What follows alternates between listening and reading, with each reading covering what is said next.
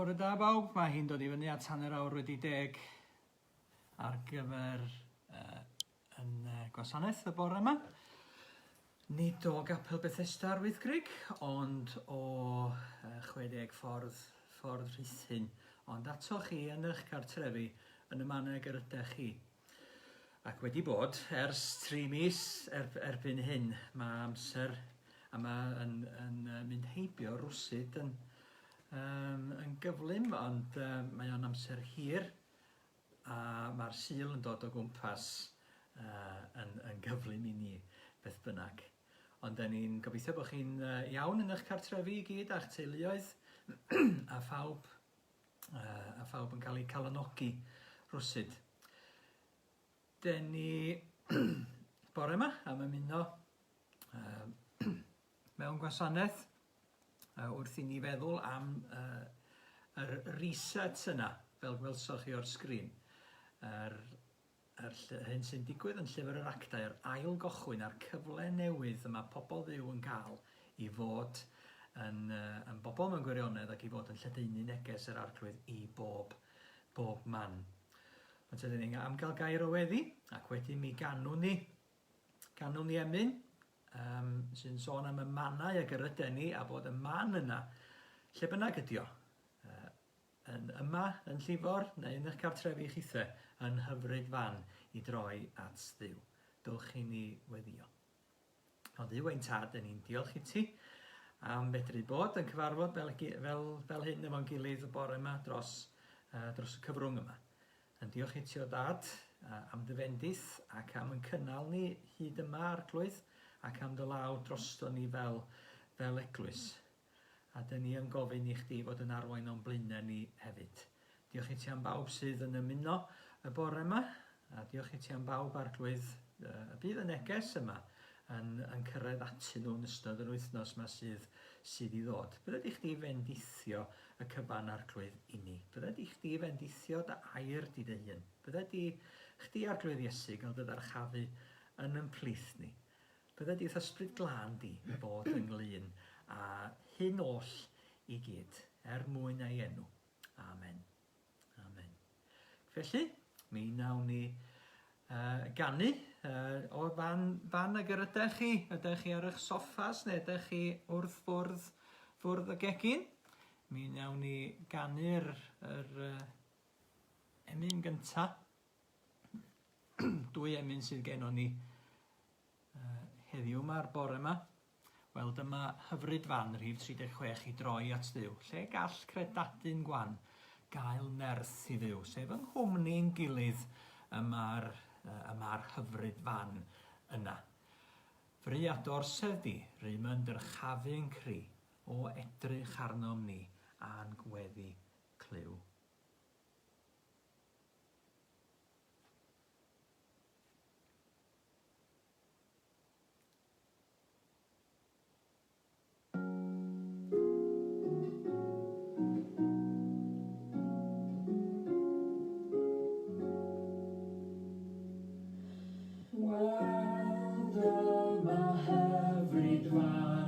I droi at Dduw, lle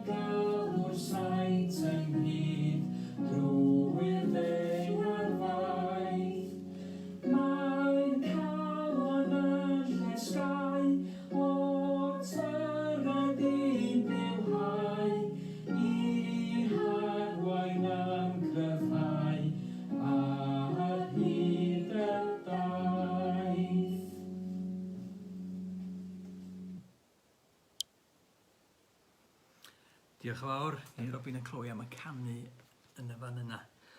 Hyfryd fan.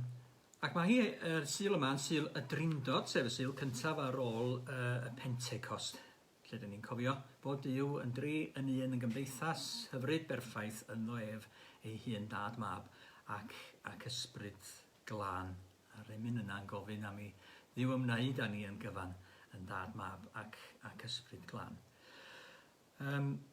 Ar gyfer y syl yma hefyd, ni roeddwn ni wedi trefnu yng Nghapel Bethesda beth bynnag gyfarfod ar ôl yr oedfa yn gyfarfod gyffredinol ar gyfer yr eglwys i dderbyn yr adroddiad ar gyfer 2019.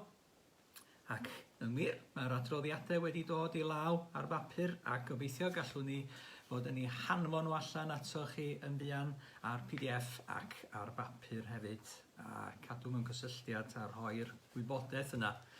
Ond roedd chydig iawn oedden ni feddwl yn 2019 y bydden ni yn y sefyllfa yma rwan yn 2020 yn 2020 felly. Ond fel oedden ni'n sôn yn llythyr ar ddechrau'r adroddiad yma, a gan feddwl pa fath o flwyddyn fase 2020. Ein flwyddyn oedden ni wedi bod yn meddwl amdani hi ac yn cynllunio ar ei chyfer hi ac yn ceisio gosod gweledigaeth ar ei chyfer hi hefyd yn unol ar adnodau yna sydd yn llyfr yr Actau lle mae Paul yn sôn yn Actau 20 ac mi glewn ni hwnnw'n yma am yr hyn oll ydi gwaith a gweledigaeth yr eglwys. Ond dwi am ofyn i Nan yn y fan yma i gochwyn gan allai'n cyfweld lawer o neb arall yn tu ni ar hyn o bryd a gofyn i chdi Nan, be oedd y dobeithio di ar gyfer y flwyddyn 2020 yma, sut mae rhaid i di newid? Wel, ers i ti ofyn y cwestiwn yna i fi ddoe, a mae'n bach yn anffodus pam ti'n gofyn cwestiwn mor fawr jyst cyn i rywun fynd i wely, achos mae o'n gallu effeithio'n bach ar gwsg rhywun lly. Ond dwi jyst eisiau rhannu rhyw brofiad bach digon syml, ond eto eitha digalon gafon ni yn 2019. A'r profiad hynny oedd mynd, dychmod y stafall blaenoriad yng nghefn y capel, a mae gennym ni silffoedd llyfrau ac oedd yna lot fawr o stwff ar y silffoedd llyfrau. Ac gan bod ni'n defnyddio'r stafall yna i gyfarfodydd Skype, neu di wneud hynny, mi ddaru ni glirio dipyn bach ar y llyfrau, ar dogfenna, darna papur a'r pethau hynny. A bi oedd yng nghanol heini oedd pethau oedden ni'n neud mewn ffordd, oedd rwy'n yn cael ei atgoffa o'r clybiau plant, yr cyfarfodydd rhianta, a'r pethau hynny o'n i'n nglyn â nhw yn y flwyddyn 2000, tanta 2003-2004. Ac mewn gwirionedd, mi nath o yn arswydo fi dipyn bach i fod yn meddwl felly bod rwy'n di mynd dipyn bach yn, dwi'n gwybod os mae stêl ydy'r gair, neu yn sicr yn ysbrydol. Dwi'n meddwl na be ydi o di bod rwy'n yn dibynnu yn fwy ar i'w allu ei hun efallai, nag ar allu'r ysbryd glân yn y gwaith felly. A mi ddaru'r profiad yna yn ysgwyd i dipyn bach. Felly os ti di gofyn i fi yn 2000, yn y flwyddyn 2000, be fysa yn ymuniadau, be fyswn ni di licio gweld yn digwydd yn 2020, mi fyswn ni di deitha ti, ti'n modd, wrth bwyso'r yr ysbryd felly, bod cynulleidfa Bethesda yn gynulleidfa fwy addolgar nag ydy hi ar hyn o bryd, fod na fwy o bobl yn dod i adnabod Iesu Grist dros nhw eu hunan. Ac dyna fysa ngweledigaeth i wedi bod. Ond o'i ti fod wedi gofyn hynny fi ddoe, efallai bod y profiad dipyn bach yn fwy hunanol ac be ydw i'n hun isio fod wedi gyflawni yn 2020. Ond yn sicr mae'r cyfnod yma o fod yma adra a cael amser i feddwl yn neud i fi werthfawrogi a caru yr eglwys llawer iawn fwy. A ti'n modd, da ni wedi bod yn cymryd am dro, gafon ni mynd i weld y machlud ar ben Moel Fama nos Lun felly. Ac wrth weld y machlud a gweld dros Eryri, teimlo felly yr galwad i ddod yn ôl awr i Wyddgrug ac i Sir y Fflint. Ac dwi'n meddwl mae nehead i rwan i 20 ydy caru Iesu Grist yn fwy, dibynnu fwy ar yr Ysbryd Glân, a caru yr eglwys yn fwy hefyd. A mae o'n ryfeddol dydy bod yr amgylchiadau yma, yr pandemig yma, yn neud, bod o'n yn caethiwo ni, a mae o'n yn rhyddhau ni hefyd, ac yn neud hyn i gyd yn bosib. Ac dwi'n newydd fod yn neud stori plant, ac yr pwyslais felly, yn enw Iesu felly. Ac nad yda ni y Methesda, na yda ni fel cyfundeb, na yda ni fel unigolion, yn neud dim byd yn y nerth yn hunan, ond bod ni'n neud o yn enw Iesu. Felly, rhoi heibio y pethau materol, pethau dim o reidrwydd bod nhw'n bethau drwg, maen nhw'n bethau da iawn. Dwi'n diolch i Dduw bod ni wedi cymryd yn ôl i'r India. Dwi'n diolch i Dduw bod Miriam yn bwriadu dod adra yn mis Awst. Yna lot o bethau da iawn i edrych ymlaen amdanyn nhw. Ond yn fwy na hynny, yn bod ni'n pwyso ac yn gofyn y cyfan yn enw Iesu Grist. Diolch Dan, a diolch am yr gwaith na efo'r Ysgol Sul, ac mae'n ymddangos bod yr Ysgol Sul wedi rhyw bigo fyny yn reit dal deud y gwir efo'r cyfrwng Facebook Live a Zoom yn dydy. Ydy, ac wrth gwrs, dwi'n meddwl bod hwnna wedi bod yn bryder gyda ni, efallai bod yr Ysgol Sul yn gallu bod yn identity ar ei phen ei hun yn hytrach. Dwi'n gwybod bod hwnna wedi bod yn ofid i lot o'n aelodau ni, ac wedi bod yn fater gweddi i ni hefyd felly. Ond yn sicr, mae eisiau parhau weddi amdan hynny hefyd. Ac fel ydw i'n deud, caru'r eglwys hefyd. Mae'r eglwys yn amherffaith sydd ydw i'n dod i fewn iddi hi, a sydd mae pob un ohonyn nhw'n dod i fewn iddi hi. Ond fel ac yma hi, ydyn ni'n ei charu hi, achos mae dyna ydy'n braint ni. A dwi wedi gofyn i Nan darllen yr adnodau yna lyfr yr Actau sydd yn cynnwys gweledigaeth oedd genno ni ac oedd wedi cael ei rannu hefo ni ers dechrau'r ganrif, deud y gwir, a'r ganrif ddiwethaf. Sut bydd eglwys di, sut bydd yr eglwys yn lleol genno ni'n edrych erbyn y flwyddyn 2020. Ac mi roedden ni'n cymryd yr ciw felly o'r adnodau yma yn Actau 20. Ac ffrind arbennig iawn i ni, David Ollerton, oedd wedi sgwennu'r llyfr yma tuag at diwedd ei oes, cenhadaeth newydd i Gymru, oedd yn gosod yr her yna bob amser, ac yn perin bod ni'n gallu cynllunio rhywfaint ond ddim digon ar gyfer y flwyddyn oedden ni'n anelu at fod ag eglwys, ond dyma ni fel hyn ag yma hi ar hyn o bryd beth bynnag. Ond nawn ni ddangos hwn ar y sgrin, ac os bosib ti mor garedig a darllen. Nan, diolch yn fawr iawn i chdi.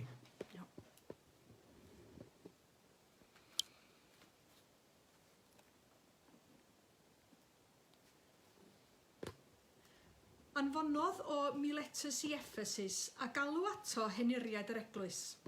Pan gyrhaeddasant ato, dywedodd wrthynt, fe wyddoch fel y bu mi gyda chi yr holl amser, y diwrnod cyntaf yr rhois fy nhroi yn Asia, yn gwasanaethu'r arglwydd a phob gostyneiddrwydd, ac a dagrau a threialon a ddaeth i'm rhan trwy gynllwynion yr Iddewon.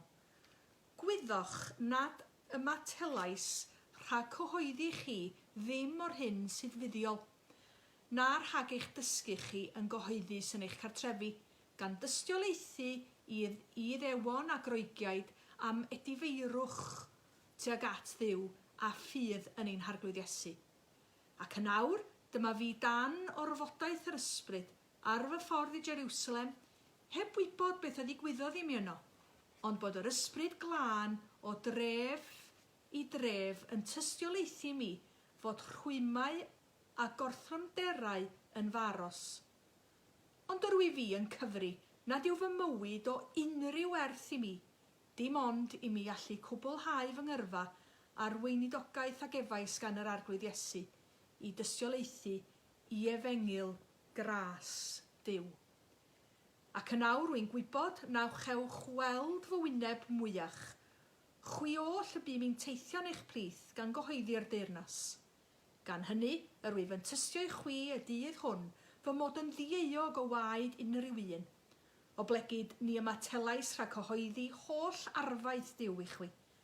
Gofalwch amdanoch eich hunain ac am yr holl braidd y gosododd yr ysbryd glân chi yn arolygwyr drosto i fi geilio eglwys Duw, yr hon enillodd ef a gwaed ei briod un.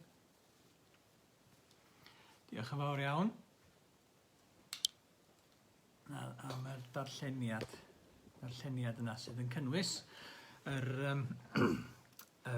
geiriau o Actau 20 a nawn ni roi sylw i'r rheini. Mae llyfr yr Actau wrth gwrs yn gosod reset ar fwriadau Duw ar gyfer y byd. Ac dwi'n ddim os ydych chi'n gyfarwydd ar botwm reset sydd ar gymaint o beiriannau erbyn hyn. Byddai ni pwyso nhw'n aml pan byddan nhw ddim yn gweithio. Y peth gorau fedrwch chi wneud efo cyfrifiadur, mae'n debyg, ydy ddim byd technegol ofnadwy, ond fel mae o'n dangos yn y fan yma, i ddiffodd o a'i danio fo nôl wedyn. A mae fyna ffordd arbennig o wneud hynny ar y keyboard drwy ddefnyddio'r allwedd arbennig yna, Control Alt a Delete. Neu ar ryw declynau eraill, fel eich modem, os di hwnnw ddim yn cweit yn gweithio fel dyle fo, neu'r sat-nav, neu unrhyw beth arall sydd efo'r botwm yna o dano fo'n rwle neu ni folo, cael hyd i ryw fath o bin neu pen pensil a pwyso'r botwm reset yna. Ac yma yn mynd â chi nôl i factory settings, sef sut y cafodd o'i greu ar y cochwyn cyn i ddim byd ddechrau mynd o'i le. Ac felly, ydyn ni'n gweld Duw yn resetio pethau yn gyson drwy hanes dyn a drwy hanes i ymwneud hefo'r byd mewn gwirionedd. Duw yn mynd ati i ailosod pethau. Cyfle i gochwyn o'r newydd. Dyn ni'n gweld hynny yn yr Hen Testament ac yn sicr yn y newydd wrth i Iesu ailosod pob peth a gaddo hefyd bod yn gwneud pob peth yn newydd mewn nef newydd a daear newydd. Ond ewch i ni sylwi ar rai o'r resets yna sydd yn digwydd yn yr Hen Testament. Mae hanes Noa yn un arbennig iawn, pryd y mae'r ddaear i gyd yn cael ei gorchuddio gan ddŵr a thonnau. Ac mae yna ail gochwyn gyda theulu Noa yn unig ar anifeiliaid na oedd ganddo fo efo fo yn yr arch ar ôl i'r diliw fynd heibio. Ond Duw yn gaddo peidio gwneud hynny eto. Ac mae wedi bod yn driw i'w air. Moses yn ailosod y genedl ac yn ailgreu cenedl wrth i gollwng nhw'r hyd o'r Aifft a Joshua wedyn wrth i harwain nhw mewn i wlad yr addewid. Cyn hanes ac yng nghyfnod Esra a Nehemia, lle mae nhw y genedl wedi gorffen amdani i bob golwg ac wedi cael ei chaeth gludo i Babylon. Y mae Esra a Nehemia ar ei ôl o yn mynd ati i fod yn resetio sut oedd y genedl i edrych, sut oedden nhw i addoli, sut oedden nhw i osod Duw yng nghanol i gweithgareddau. Ac maen nhw'n ar ôl dychwelyd yn ôl i Jerusalem. Mae'r hanes i'w gael yn llyfr Esra i gochwyn, penodau cyntaf yn y fan yna. a maen nhw'n mynd ati am 7 mis i baratoi. Baratoi ar gyfer ail gochwyn i haddoliad. Ydyn ni yn cael yn hatgoffa o'r cyfnod yma rydyn ni ynddo fo, bod gwaith yr eglwys yn parhau, ond dyn ni hefyd yn paratoi ar gyfer ail gochwyn yn haddoliad hefo'n gilydd ac yn meddwl sut olwg fydd ar bethau yr adeg ynni. Oherwydd yma yn y flwyddyn 2020, a pethau wedi troi allan fel y maen nhw, bod na lawer o bryder, y mae yna lawer o gyfleon newydd i ni hefyd.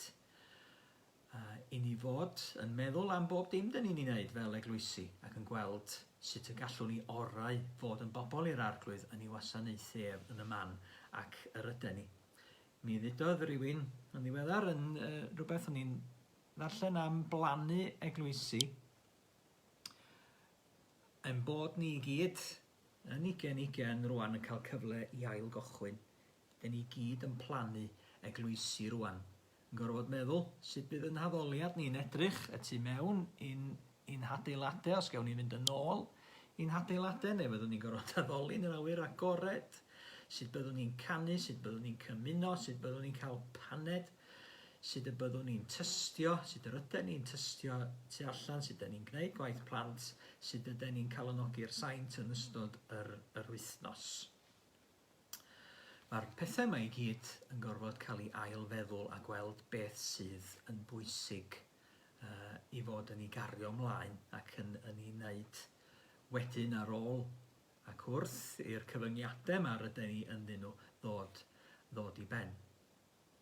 Ac felly, mae Paul yn dweud wrth yr blaenoriaid yna yn Ephesus. Mae o'n sôn am yr hyn oll mae o wedi bod yn ei wneud yn y cylch yna hefo nhw pan oedd hefo nhw am 2 blynedd. Ac wrth iddo fo siarad efo nhw, mae o'n rhannu'r gweledigaeth eglur yna oedd ganddo fo ar gyfer yr eglwys. Mi gofiwch chi y geiriau, sef i fod o wedi bod yn ddim wedi peidio, ddim wedi ymatal rhag cyhoeddi chwi ddim o'r hyn sydd fuddiol, na rhag eich dysgu chwi yn gyhoeddus ac yn eich cartrefi gan dystiolaethu i ddewon a groegiad am edifeirwch teg at Dduw a ffydd yn ein harglwydd Iesu Grist. Y 2 adnod yna. Ar ôl i'r eglwys gael i sefydlu felly. A'r 2 adnod, fel mae'n digwydd, yn dod o Actau 20, a dyn ni'n cael yn atgoffa o'r 2020 vision, fel mae pobl yn ei ddweud, sef golwg berffaith. Does gennym ni ddim golwg berffaith erbyn hyn, dyn ni'n tynnu ymlaen. Dwi yn hanner canfed blwyddyn y Jubilee, fel oedd i'w gael yn y Beibl. Ac mae golwg rhywun di rywio ar ôl y gyrraedd i 20 oed, medden nhw. Ond 2020 vision ydy golwg a gallu gweld pob dim yn glir. Mae Actau 20 yn rhoi golwg clir i ni hefyd ar waith yr eglwys. Sef bod Paul wedi bod yn cyhoeddi holl gyngor Duw, sef popeth oedd yn fuddiol iddyn nhw cael gwybod, ym mhob man, cyhoeddus ac yn y cartrefi, i'r holl bobl. Y mae o felly'n genhadaeth gyfan gwbl. Y mae o'n total felly, yn holl gynhwysol yn ei olwg ar yr hyn mae'r eglwys i fod ynglyn â hi. Bod hi yn cyhoeddi gochwyn yr holl gyngor, pob peth sydd angen i bobl i wybod am Dduw. Edifeirwch tuag at Dduw a ffydd yn yr arglwydd Iesu Grist. Bod angen i ni edifarhau ger bron Duw. Bod ni ddim yn iawn gyda Duw yn y nerth yn hunain. Bod ni gyd wedi disgyn yn brin o'r nod yna ac angen troi ato fo mewn edifeirwch.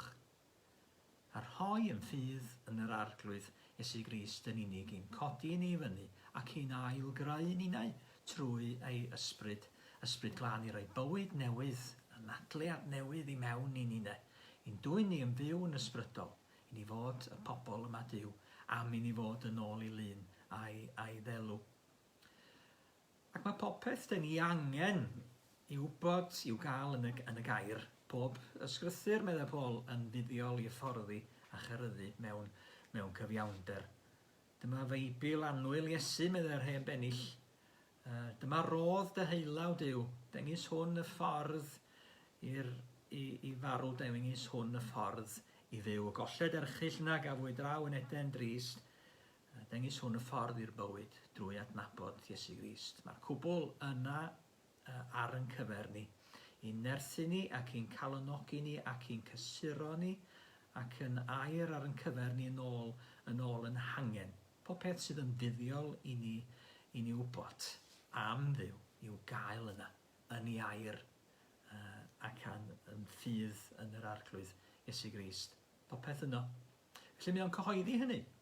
Diolch yn cyhoeddi pethau eraill, a mae o'n cyhoeddi hynny ydy feirwch tuag at Duw a ffydd yn yr arglwydd Iesu. Ac mae o'n cyhoeddi hynny ym mhob man, sef yn gyhoeddus ac yng ngolwg pawb, yn y llefydd cyhoeddus, yn yr awyr agored, yn yr agioparws, neu be bynnag oedd enw'r lle roedd y ddinas yn cyfarfod felly. Yn cyhoeddi gair Duw ac am yr arglwydd Iesu Grist newyddion da yn y llefydd yna lle gallai pawb glywed. Ac roedd o hefyd wrthi yn y tai, o dy i dy, yn calonogi y teuluoedd ac yn eu cyrraedd nhw ac yn torri bara fel dyn ni'n glywed yn llyfr yr Actau yn y tai. Roedd yr eglwys fel petai yn digwydd yn y tai.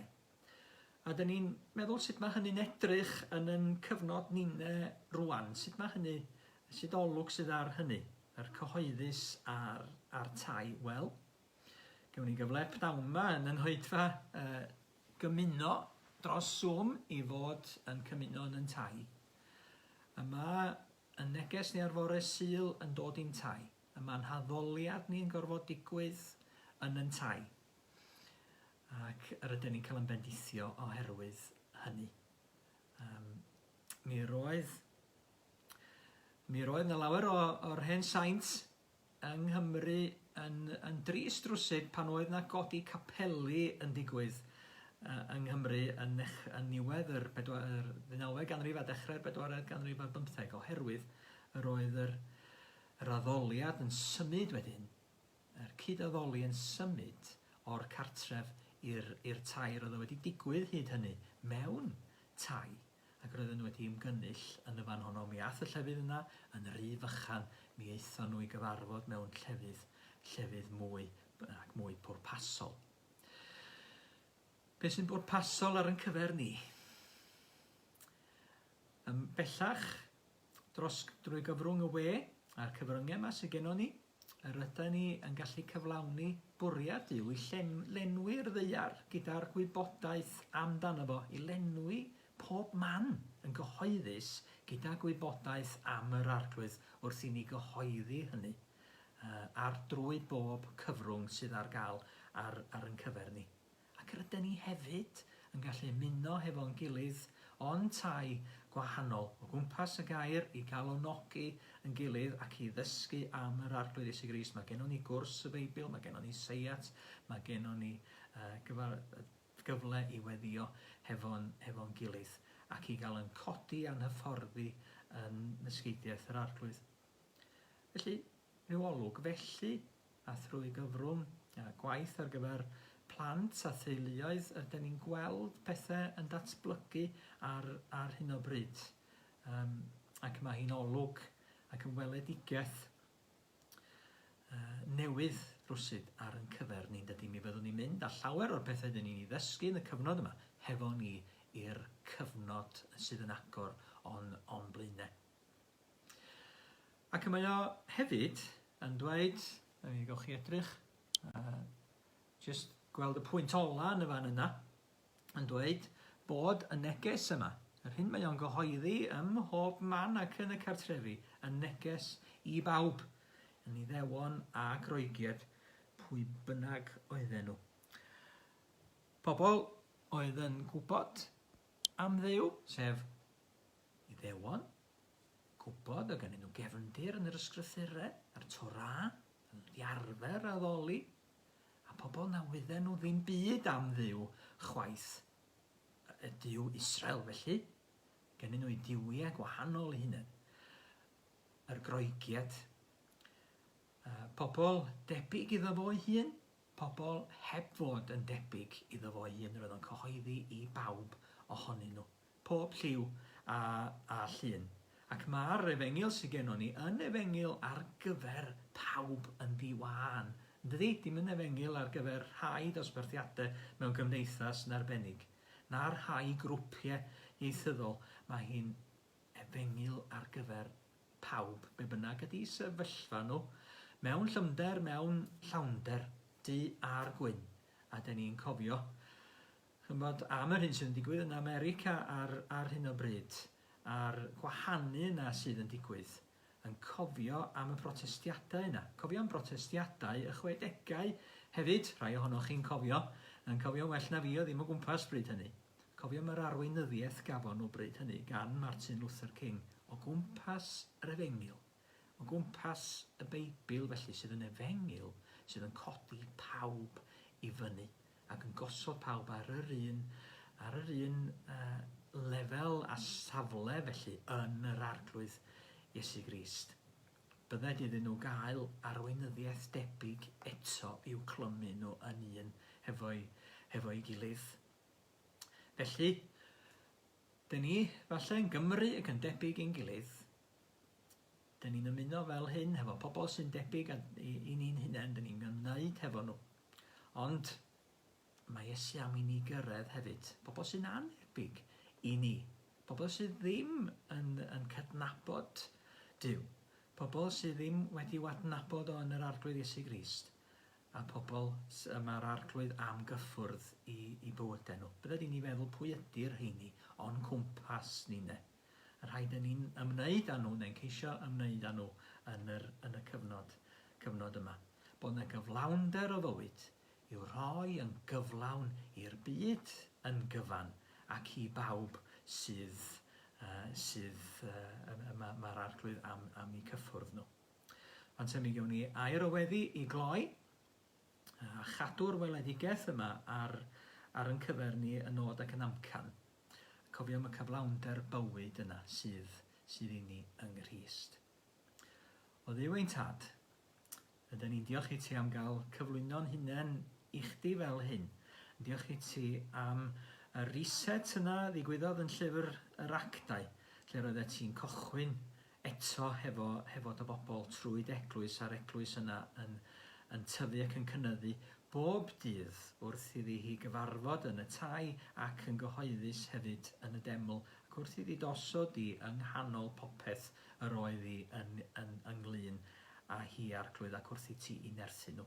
Dyn ni yn gofyn arglwydd i ti eto, yn nerthu ninnau trwy dysbryd, ti'n cynorthwyo ni dosod i yng nghanol pob peth, ac i gymryd pob cyfle sydd yn agor i ni rwan yn y cyfnod hwn hyd yn oed, i fod yn dy gyhoeddi di ym mhob man, fel byddo gwybodaeth amdana ti, yn llenwi y ddeiar arglwydd ac yn llenwi o'n cwmpas ni, ac yn llenwi yn cartrefi ni hefyd. Bydde di ni fod yn cael dy bendith di gyda'n gilydd yn cartrefi yn hunain. A bydde dy ras a dy bendith a dy nerth teg ato ni arglwydd Iesu. Amen. Ma'n te. Ganwn ni Emyn i gloi yn hoedfa, ac mi roedd yr Emyn yma yn cael ei chanu mewn angladd dydd Gwener, a dyn ni'n cofio bod hi'n Emyn sydd yn sôn am gyflawnder bywyd. Pan tyfedwen ydy hi, ac mi glywn ni gor ac y ddyn yn ei chanu hi. Ac mi ganwn ni hi hefyd cof am Harri Roberts, fi o farw'n ddiweddar, ac bu ei angladd yn bychan yn ôl yr arfer a'r rhaid sydd bellach yn ymosgfa Pentre Bychan dydd Gwener. Mi glwson ni ganu'r Emyn yma. Harri wedi i ddewis a cofio mi ffydd a ynte hyd y diwedd a'i ymroddiad ynte i'r eglwys ar hyd y blynyddoedd.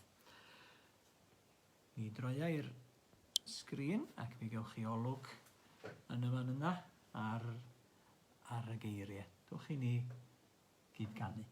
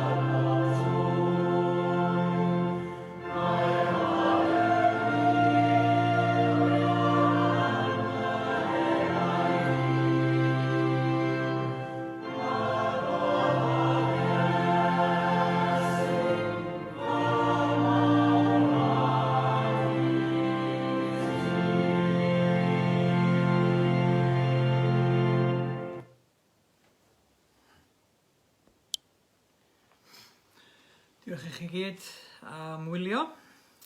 Bod bendith arnoch chi. Os oes rhai ohonoch chi eisiau ymuno hefo ni'r pnawn yma ar Zoom ar gyfer yn cymyn rhithiol, mae croeso i chi wneud hynny ac mae'r drwy ddilyn y ddolen yn yr e-bost gafoch chi yn ystod yr wythnos neu gysylltu hefo fi neu gael y ddolen arbennig yna.